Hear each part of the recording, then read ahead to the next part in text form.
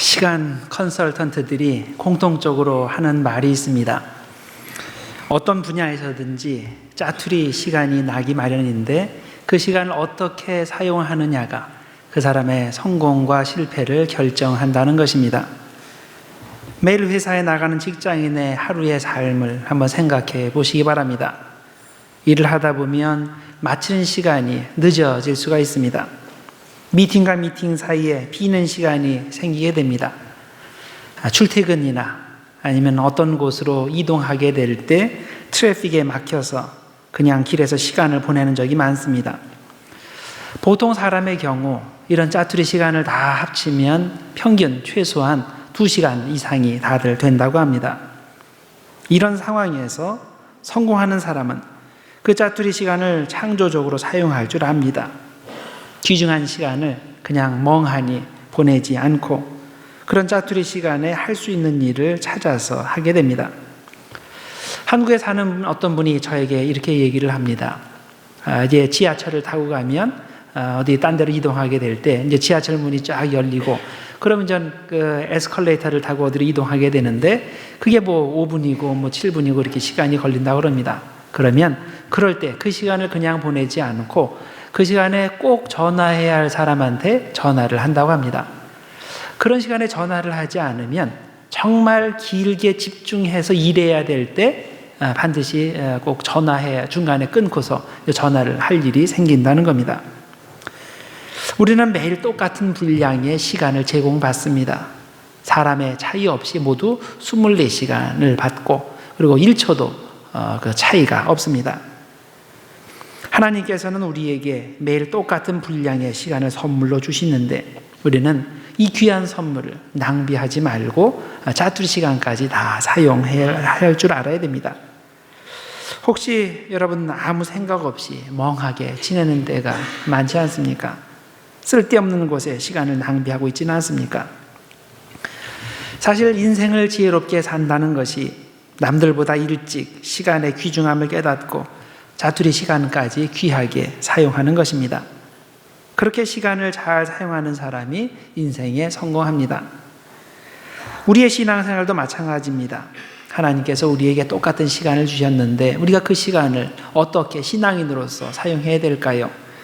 우리에게 중요한 일을 위한 것이 영생을 위한 일인데 그 영생을 위해서 그리고 다른 사람들에게도 이 영생을 전해주는 그 귀한 일을 하는데 우리가 귀중한 시간을 가장 많이 소비해야 되고 또 중요하지 않거나 쓸데없는 곳에는 시간을 거의 소비하지 않는 것, 이것이 신앙인의 지혜일 것입니다. 같은 맥락에서 오늘 본문 11절도 잠에서 깨어서 정신 차리고 시간을 올바른 데 사용하라고 권면합니다. 또한 너희가 이 시기를 알거니와 자다가 깰 때가 벌써 되었으니 이는 이제 우리의 구원이 처음 믿을 때보다 가까웠습니다. 자, 이 말씀이 우리의 신체적인 잠을 의미하지 않는다는 것 우리들이 잘 알고 있습니다. 여기서 말씀하는 것은 영적인 잠, 즉 우리의 영적인 나태함 혹은 무감각성을 말하는 겁니다. 사람이 잠을 잘 때는 그런 감각이 거의 중단되어서 외부에서 일어나는 일을 감지하지 못합니다. 마찬가지로 우리가 영적으로 나태해져서 잠자고 있으면 하나님께서 하시는 일을 분별하지 못합니다.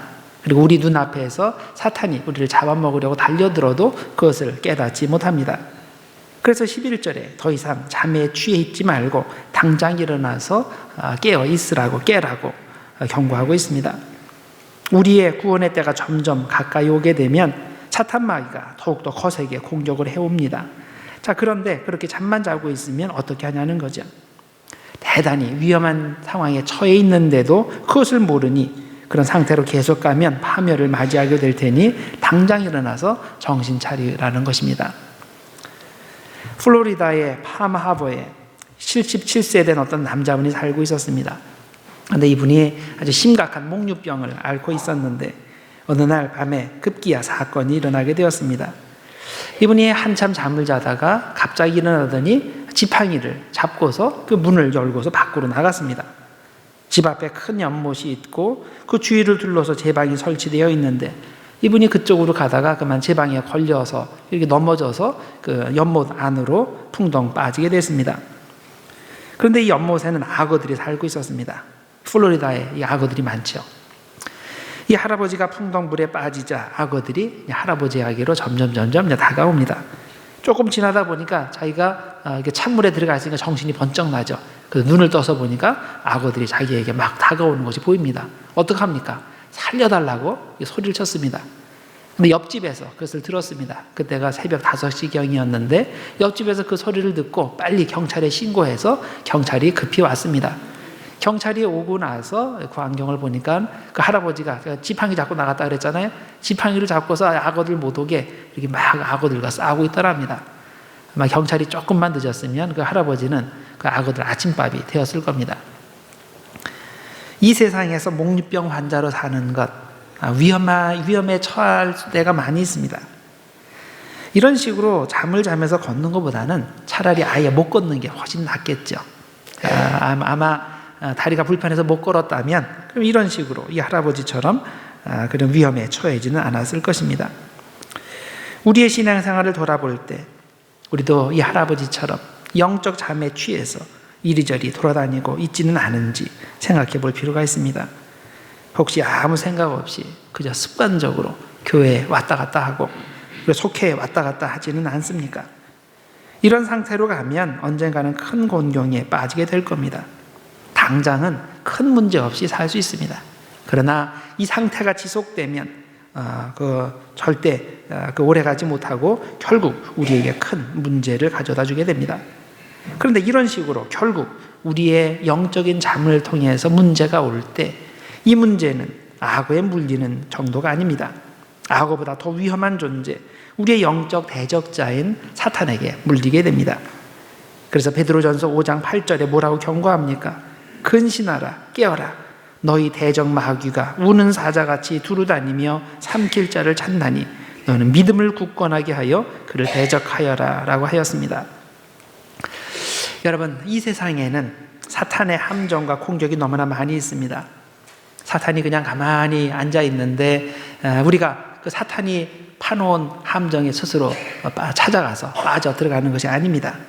그것이 아니라 사탄이 배고픈 사자와 같이 먹잇감을 찾아 이리저리 으르렁거리며 돌아다니고 있다는 거죠. 이런 상황에서 우리가 영적으로 깨어있지 않으면 쉽게 사탄의 먹잇감이 되고 맙니다. 그래서 성경은 우리에게 당장 영적 잠에서 깨어나라고 말씀하는 겁니다. 그러면 우리에게 이런 질문이 생깁니다. 그래, 내가 이제 잠에서 깨어나야지. 성경 말씀에 순종해서 영적 잠에서 깨어나야지. 자, 그러면 구체적으로 어떻게 해야 될까요? 어떻게 해야 잠에서 깨어납니까? 본문 말씀은 12절과 13절에 이렇게 지시하고 있습니다. 밤이 깊고 낮이 가까웠으니 그러므로 우리가 어둠의 일을 벗고 빛의 갑옷을 입자. 낮에와 같이 단정히 행하고 방탕하거나 술 취하지 말며 음란하거나 호색하지 말며 다투거나 시기하지 말자. 자, 여기에 우리가 하지 말아야 할 여러 가지 죄의 종류들이 기록되어 있습니다. 이 목록은 사실 우리를 유혹하는 죄의 전체 목록은 아닙니다. 우리를 유혹하는 대표적인 죄들 몇 가지만 제시함으로써 우리의 영적 잠의 상태를 나타내는 그 밖에 다른 종류의 모든 죄들을 포함하려는 의도가 있습니다. 그래서 여기서 강조하는 것은 우리가 온갖 죄에 빠져서 영적으로 잠자는 상태에 있을 때는 더 이상 빛 되신 그리스도 안에 살지 못하고 어둠의 존재인 사탄 안에 살게 된다는 것입니다. 우리가 하나님의 구원받은 백성이라면 당연히 정신 차리고 깨어서 어둠의 일들, 온갖 종류의 죄들을 벗어버려야 한다는 겁니다. 하지 말아야 할 것들을 잘라버리고 멀리 해야 된다는 겁니다. 자, 그런데 이렇게 죄를 벗어버리고 잘라버리고 멀리하면 우리가 영적으로 깨어있는 상태가 쉽게 지속이 될까요? 그렇지는 않습니다. 죄를 벗어버리는 것은 우리가 영적으로 깨어있는 상태의 반쪽 상태에 불과합니다. 우리가 온전히 영적으로 깨어있는 상태를 지속하기 위해서는 또 다른 반쪽이 필요한데 바로 빛의 갑옷을 입는 겁니다. 적극적으로 선을 행하는 겁니다. 다시 말해서 죄를 버리는 것과 동시에 선을 적극적으로 행해야 영적으로 깨어 있을 수 있다는 말입니다. 우리가 경험으로 아는 것은 올바른 사람이 되기 위해서는 나쁜 습성들을 모아서 버리는 것으로는 부족하다는 겁니다. 그런 것들로부터 진정 자유롭기 위해서는 그런 것들을 나에게서 몰아내는 것에 그치지 말고 한 걸음 더 나아가서 옛 상태로 돌아가려는 죄의 욕망에 반대되는 것들, 즉 선한 것들을 적극적으로 찾아서 그것을 행해야 한다는 겁니다. 예를 들어서 어떤 분이 담배를 끊는다고 합시다. 그러면 가장 먼저 하는 것이 결심을 하고서 집에 있는 담배들을 또 그것과 관련된 모든 것을 모아서 밖에다 내다 버리는 거죠. 자, 그랬다고 담배가 그 즉시로 끊어집니까? 개중에 보면 아주 결단력이 대단하신 분이 있어요. 그래서 한 번 딱 결단하고 끊는 분이 있지만은 아마 99% 이상은 그런 식으로 끊는 사람은 없습니다. 대부분 보면 그 내다 버리는 것만 하고 그 다음부터 아무것도 안 하기 때문에 다시 그 생각이 나서 옛날로 돌아갑니다. 그렇게 되돌아가지 않기 위해서는 어떻게 해야 됩니까? 적극적으로 무언가를 찾아서 해야 됩니다. 좋아하는 운동을 찾아서 열심히 운동을 하든지, 아니면 그런 해로운 것 말고 좋은 음식을 찾아서 그렇게 잘 먹든지, 아니면 다른 사람들을 열심히 돕는 일을 찾아서 한다든지, 뭔가 선한 일을 적극적으로 해야, 그래야 다시 담배 생각이 나지 않는 겁니다. 같은 맥락에서 우리가 청소년기의 아이들을 대할 때 그들에게 권고하죠. 나쁜 것에서 그것을 끊어버리고 나쁜 것에 가까이 하지 말라, 멀리 떨어져 있으라, 이렇게 권고하는데 그것으로는 부족하죠. 그보다 더 효과적인 방법은 진짜 가치 있는 일거리를 주는 겁니다. 그들에게 흥미가 있을 뿐만 아니라 그들에게 유익한 것들을 제공해 주어서 그들이 열심히 그 일을 하게 하는 겁니다. 그러면 나쁜 데 빠지지 않고 올바른 방향으로 자라게 됩니다. 자, 같은 이유로 오늘 말씀 12절은 우리에게 어둠의 일을 벗어버리라, 이것만 말하지 않고 더 나아가서 빛의 갑옷을 입으라 라고 말하는 겁니다. 밤이 깊고 낮이 가까웠으니 그러므로 우리가 어둠의 일을 벗고, 여기서 끝이 아니라 그 다음에 빛의 갑옷을 입으라 라고 합니다. 자, 여기서 말하는 빛의 갑옷이 뭘까요? 여러 가지로 설명할 수 있지만 저는 에베소서 6장에 설명되어 있는 하나님의 전신갑주와 같은 의미라고 생각을 합니다. 다방면에서 공격하는 사탄의 공격을 막아내기 위해 우리는 몸 전체를 튼튼하게 갑옷으로 방어를 해야 됩니다. 에베소서 6장 10절 이하에 이렇게 설명합니다. 어떻게 다양하게 우리 자신을 방어하고 그리고 우리가 깨어있는 삶을 살아야 될까? 보세요. 서서 진리로 너희 허리띠를 띠고 의의 호심경을 붙이고 평안의 복음이 준비한 것으로 신을 신고 모든 것 위에 믿음의 방패를 가지고 이로써 능히 악한 자의 모든 불화살을 소멸하고 구원의 투구와 성령의 검 곧 하나님의 말씀을 가지라. 모든 기도와 간구를 하되 항상 성령 안에서 기도하고 이를 위하여 깨어 구하기를 항상 힘쓰며 여러 성도를 위하여 구하라. 여기에 설명된 하나님의 전신갑주, 즉 빛의 갑옷은 기독교인의 기본 생활과 깊은 연관이 있습니다. 세상에서 정의와 진리를 행하는 것, 복음 전하는 것, 믿음의 행동을 하는 것, 기도하는 것, 성령의 검인 하나님의 말씀을 붙들며 사는 것, 다른 사람들을 돕는 것 등등, 우리가 이런 것들을 행하느라 바쁘면 다른 쓸데없는 데나 나쁜 짓 하는데 사용할 힘과 시간도 남지 않게 됩니다. 우리는 에베소서의 말씀에서 권고하는 대로 최선을 다해 열심히 신앙생활을 해야 됩니다. 주님의 영광을 위해 열심히 살고 교회 일에 열심히 참여하면 다른 쓸데없는 데 시간과 힘을 낭비하지 않게 되니까 자연히 영적으로 깨어있는 상태를 쉽게 유지할 수 있게 됩니다. 지금까지 우리가 구원받은 백성으로서 영적인 잠에서 깨어나서 어둠의 행동을 벗어버리고 빛의 갑옷을 입어야 한다는 것을 생각해 보았습니다. 우리가 이것에 선뜻 모두 동의할 수 있습니다. 당연히 믿는 사람은 그래야 된다라고 생각하고 또 그렇게 이야기할 수 있습니다. 근데 문제가 뭡니까? 이렇게 하나님의 전신갑주를 입는 것이 과연 나에게 가능한가 하는 의문이 드는 거죠. 내 문제가 지금 1, 2년 된 것도 아니고 10년 된 문제도 있고 20년 된 문제도 있고 이 고질적인 문제가 내 평생 이어진 건데 과연 이것이 나에게 가능한가? 자, 바울같이 훈련이 잘 된 사람은 그렇게 영적 갑옷을 입고 살 수는 있어도 과연 나 같은 사람에게도 이것이 가능할까? 어릴 때부터 신앙교육을 잘 받아서 그 인성교육도 잘 받고 그래서 이렇게 잘 자란 사람은 가능할 수 있어도 나같이 지금 50 넘고 60 넘고 70 넘고 그랬는데 나에게도 변화가 과연 가능할까? 이렇게 혹시 생각하지는 않습니까? 많은 분들이 자신 없다고 얘기할 겁니다. 그러나 성경은 말합니다. 우리 혼자서는 아무것도 할 수 없지만 우리에게 은총 주시는 예수 그리스도를 통해서는 모든 것이 가능하다고 말씀합니다. 그래서 우리에게 필요한 것이 믿음입니다. 믿음이 뭡니까? 그냥 확률적으로 가능하니까 그대로 했으면 좋겠다. 그게 믿음이 아니죠. 확률적으로는 불가능해요.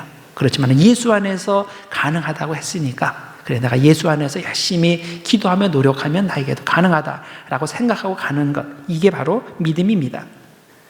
그럴 때 하나님의 기적이 일어납니다. 마가복음 9장에 보면 어떤 사람이 귀신 들린 아이를 예수님의 제자들에게로 찾아왔습니다. 사실은 예수님을 찾아왔는데 예수님은 안 계시고 제자들만 있었던 거죠. 자, 제자들이 이 귀신을 내어줄 줄 알았습니다. 이전에 예수님께서 이들을 둘씩 전도를 보냈을 때 그들이 전도할 때 귀신을 내어쫓는 그런 경험들을 몇 번 한 적이 있습니다. 그래서 이번에도 될 줄 알았는데 그 아이한테 들어가 있는 귀신이 꿈쩍도 하지 않는 거죠. 그래서 이것 때문에 어쩔 줄 몰라서 안절부절하고 있을 때 예수님께서 나타나셨죠. 변화산에서 기도하시고 그리고 나서 오셨을 때 이 모습을 보였습니다. 그리고 가서 아이에게서 귀신을 내어 쫓아 주셨습니다. 자, 이 이야기에서 우리가 주목해야 할 것이 있습니다. 그것은 이 아버지가 예수님에게 예수님 무엇든지 할 수 있거든 가능한 만큼만 해주십시오. 이렇게 얘기했을 때 예수님께서 말씀하신 내용입니다. 마가복음 9장 23절에 이렇게 말씀했습니다. 할 수 있거든이 무슨 말이냐? 믿는 자에게는 능치 못할 일이 없느니라. 그리고 제자들에게 또 이렇게 말씀하셨습니다. 너희들에게 왜 이런 능력이 없는 줄 아느냐? 바로 기도하지 않아서 그렇다라고 말씀합니다. 기도 외에 다른 곳으로는 이런 종류가 나갈 수 없느니라. 우리가 잘 아는 빌립보서 4장 13절도 같은 것을 가르칩니다. 내게 능력 주시는 자 안에서 내가 모든 것을 할 수 있느니라. 여러분, 우리가 사람의 능력으로 사람의 의지로 노력한다고 되는 것이 아닙니다. 내게 능력 주시는 자 안에서 예수 그리스도를 믿는 믿음 안에서 우리는 모든 것을 할 수 있습니다. 혹시 여러분들 이런 말씀을 들을 때마다 스스로 생각하지 않나요? 하나님 말씀은 그렇게 돼 있지만 나한테는 안 돼. 나 이거 평생 가는 문제야. 나 이거 아무리 노력해서도 안 돼. 그러니까 나는 안 돼. 혹시 그렇게 생각하지 않습니까? 당연하죠. 사람의 능력으로는 안 됩니다. 그렇지만 예수 그리스도 안에서 해결이 됩니다. 이것을 믿는 것이 믿음입니다. 하나님의 능력으로 가능합니다. 어떻게 해야 됩니까? 깨어서 기도해야 돼요. 깨어서 기도함으로 계속 믿음의 불을 지피시고 우리를 통해서 하나님의 능력이 나타나도록 기대하시기 바랍니다. 기대하지도 않는 사람한테 하나님께서 기적을 보여주시겠습니까? 기대하지 않는 사람들한테 하나님께서 기적 보여주시면 그건 기적이 아닌 거예요. 우연히 일어나는 거예요. 그리고 그런 거 일어나도 보이질 않습니다. 우리가 정말 문제 해결을 받고 싶으면, 내가 정말 예수 그리스도 안에서 사는 빛의 삶을 살고 싶으면 결단하셔야 됩니다. 결단하고 믿어야 돼요. 그럴 때 지금이라도 하나님께서 역사하실 겁니다. 오늘 우리는 깨어나라는 주님의 음성을 들었습니다. 영적인 잠에서 깨어나고 영적 무감각에서 깨어나라는 주님의 음성을 들었습니다. 그렇게 하기 위해서 우리가 뭘 해야 됩니까? 모든 어둠의 일들을 벗어버리고 죄 짓는 것을 중단해야 됩니다. 결단해야 됩니다. 죄를 끊어버리는 결단이 필요합니다. 그리고 이에서 그치지 말고 이렇게 죄 안 짓는 것에 만족하지 말고 한 걸음 더 나아가서 빛의 갑옷을 입어야 됩니다. 하나님의 전신 갑주를 입고 적극적으로 선한 일을 행해야 됩니다. 열심히 기도하시고 열심히 말씀 공부하시고 열심히 전도하시고 열심히 선을 행해야 됩니다. 그래야 우리가 하나님의 은혜를 기대할 수 있습니다. 그럼에도 불구하고 우리가 열심히 했는데도 문제 해결이 안 될 수 있어요. 내가 전혀 변하지 않을 수 있어요. 그것은 내가 원하는 방식이 아니라 하나님께서 원하시는 방식이 있기 때문이에요. 내 때가 아니라 하나님께서 원하시는 때가 있기 때문입니다. 우리가 해야 될 일은 하나님께서 이렇게 약속하셨으면 그 약속의 말씀을 믿고서 열심히 하는 거예요. 열심히 신앙생활 하는 거예요. 그것이 언제 이루어질지, 어떤 방법으로 이루어질지는 그건 내가 결정하는 게 아니에요. 하나님께서 결정하시는 겁니다. 끝까지 매달리시기 바랍니다. 그럴 때 하나님께서 여러분들에게 응답하십니다. 그렇지만은 나는 안 돼. 이거 20년 된 문제야. 이거 40년 된 문제야. 그래서 여러분들이 시도조차 안 하고 기도도 안 하고 아무것도 안 하면 평생 그러다가 가시는 거예요. 그러지 말고 우리에게는 믿음의 소망이 있어야 됩니다. 예수 그리스도께서 오시는 것을 우리들이 기념하게 되는데 그날 사람들이 오랫동안 기다렸잖아요. 이스라엘 사람들이. 그렇지만은 언제 오는지 어떤 방법으로 오는지 이건 하나님께서 결정하시는 거지 사람이 기도한 대로 이루어지는 게 아니에요. 기도하고 준비한 사람한테는 어떤 방법으로 오시든지 언제 오시든지 상관이 없습니다. 문제가 해결이 되는 거예요. 그래서 여러분들 하나님께서 우리에게 깨어나라고 말씀하실 때 그 말씀을 아멘으로 받으시고 나에게도 가능하다. 오늘 가능하다. 그래서 열심히 신앙생활 하시고 그럴 때 하나님께서 예비하시는 은총을 주실 겁니다. 그래서 여러분들 영적으로 깨어있는 상태 여러분들 유지하시고 마지막 날까지 주님의 은혜가 여러분들에게 임하게 되기를 주님의 이름으로 축원합니다. 기도하겠습니다. 하나님 아버지 감사합니다. 오늘도 저희를 주님의 전으로 부르시고 생명의 말씀을 먹여주심을 감사합니다. 주님이 지금도 우리를 잠에서 깨어나라고 부르시는데 우리가 그 음성을 듣고 깨어나게 하여 주옵소서. 모든 어둠의 일을 믿음으로 벗어버리게 해주시고 그것에 만족하지 않고 빛의 갑옷을 입고 열심히 선을 행하는 우리들 되게 하여 주시기를 원합니다. 이 세상을 살 때 빛의 자녀답게 살게 해주시고 항상 낮에 사는 주님의 자녀들 되게 하여 주시옵소서. 예수님의 이름으로 기도드렸나이다. 아멘.